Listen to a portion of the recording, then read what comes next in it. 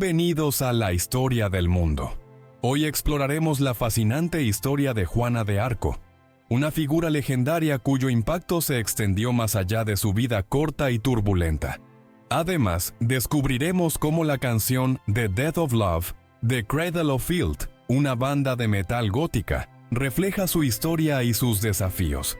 Prepárense para un viaje a través de la historia y la música, y acompáñenos a desentrañar la conexión entre estos dos mundos aparentemente distintos. Contexto histórico: la Guerra de los 100 años. Narrador: antes de adentrarnos en la vida de Juana de Arco, es crucial entender el contexto en el que se desenvolvió su historia. La Guerra de los 100 años. Este conflicto, que duró desde 1337 hasta 1453, no fue una guerra continua, sino una serie de enfrentamientos intermitentes entre el Reino de Francia y el Reino de Inglaterra. La guerra comenzó cuando el rey Eduardo III de Inglaterra reclamó el trono francés, argumentando que tenía derechos dinásticos a la corona francesa debido a su madre, Isabela de Francia. Los franceses, sin embargo, estaban decididos a mantener el trono en la dinastía de los Valois, encabezada por el rey Felipe VI, lo que desató una serie de disputas dinásticas. A lo largo de los años, el conflicto se intensificó con varias fases clave. 1. La primera fase, 1337 a 1360. Durante esta etapa, los ingleses obtuvieron importantes victorias, incluyendo la famosa Batalla de Crécy en 1346 y el asedio de Calais en 1347. Estas victorias les permitieron ganar territorios significativos en el norte de Francia. La segunda fase, 1369 a 1389. Esta fase estuvo marcada por un resurgimiento francés bajo el liderazgo del rey Carlos V, quien recuperó gran parte del territorio perdido. Los franceses emplearon tácticas de guerrilla para desgastar a las fuerzas inglesas. Tercera fase, 1415 a 1429. La última fase del conflicto es particularmente relevante para nuestra historia. En 1415, Enrique V de Inglaterra logró una victoria decisiva en la batalla de Agincourt, lo que llevó a los ingleses a ocupar gran parte de Francia. En 1420, el Tratado de Troyes desheredó al delfín Carlos Épine y proclamó a Enrique V como regente de Francia.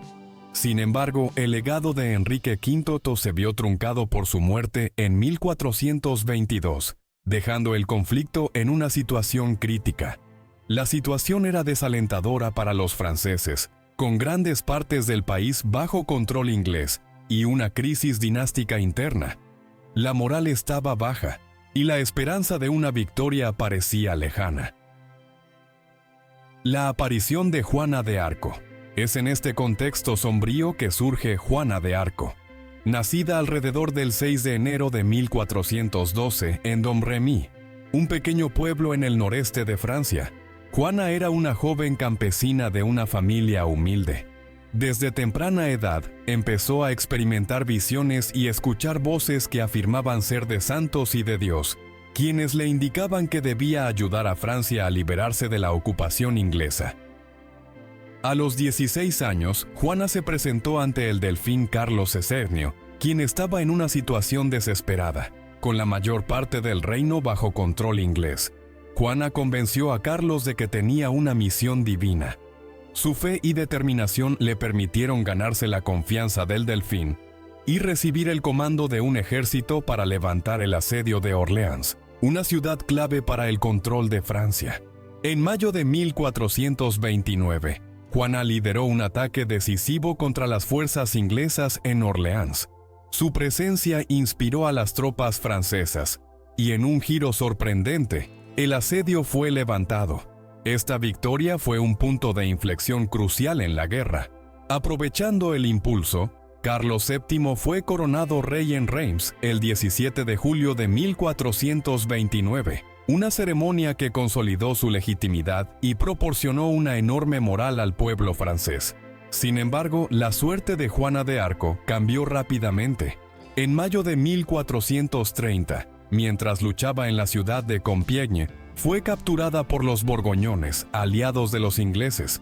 Fue entregada a sus enemigos y sometida a un juicio en el que se la acusó de herejía y brujería, cargos que estaban cargados de motivaciones políticas y religiosas. Juana fue condenada y quemada en la hoguera el 30 de mayo de 1431 a la edad de 19 años.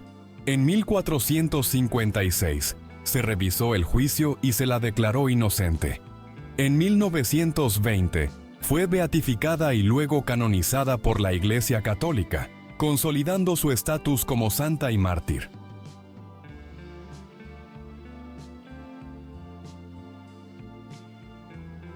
Cradle of Filth y la canción The Death of Love. Ahora cambiemos de tema y exploremos la canción The Death of Love de Cradle of Filth, una banda británica conocida por su estilo metal gótico y sus letras dramáticas. Esta canción forma parte de su álbum Godspeed on the Devil's Thunder, 2008, que está basado en la figura histórica de Gilles de Rais. El álbum entrelaza la historia de Gilles de Rais,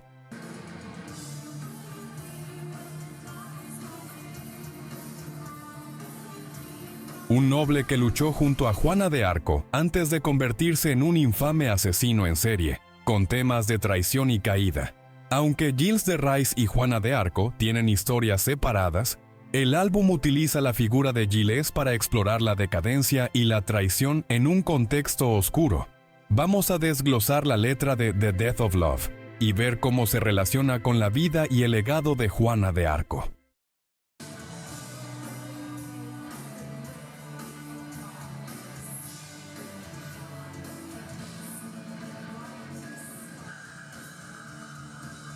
Puede simbolizar los oscuros rituales y conspiraciones en el contexto del juicio y ejecución de Juana. La oscuridad representa las fuerzas que se opusieron a ella y sus ideales. 2. Una corona de espinas y la sangre de santos. O, la imagen de la corona de espinas refleja el sufrimiento y la pasión que Juana soportó. Aunque ella no fue una santa en vida, su sacrificio y sufrimiento la elevaron a la santidad después de su muerte. 3. Her love for the war-torn land, torn asunder by a fiendish hand. O la letra resuena con el amor de Juana por Francia y el caos en el que se encontraba el país. La mano demoníaca puede referirse a los enemigos de Francia que causaron destrucción y desolación. 4. Las sombras de la noche susurran el fin de los días, o captura el sentido de la derrota y el fin de una era de esperanza para Juana y sus seguidores.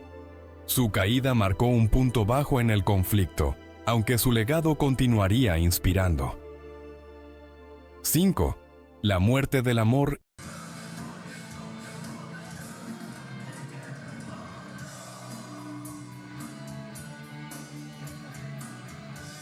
o refleja la tristeza y la traición que siguieron a la captura y ejecución de Juana. A pesar de sus esfuerzos por salvar a Francia, el amor y la esperanza que encarnaba se extinguieron trágicamente. La canción The Death of Love explora temas de traición y caída que son paralelos a la vida de Juana de Arco. A través de la música, Cradle of Filth ofrece una visión oscura que resuena con el sufrimiento y la tragedia experimentados por Juana. Conclusión. Juana de Arco sigue siendo una figura de gran impacto, símbolo de valentía y sacrificio en tiempos de desesperación.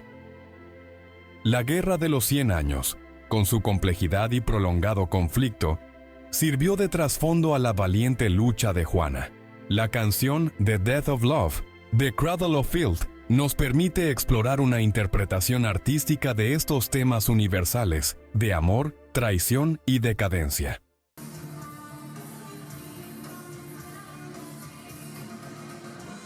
Esperamos que este recorrido por la historia y la música haya sido tan fascinante para ustedes como lo fue para mí. No olviden suscribirse a La Historia del Mundo para más exploraciones de la historia y la cultura. Denle un like al video si les ha gustado y compártanlo con quienes también disfruten de estas fascinantes conexiones entre el pasado y el presente. Hasta la próxima, y que la historia siempre nos inspire. Gracias por acompañarnos en este episodio de la historia del mundo. Nos vemos en el próximo capítulo.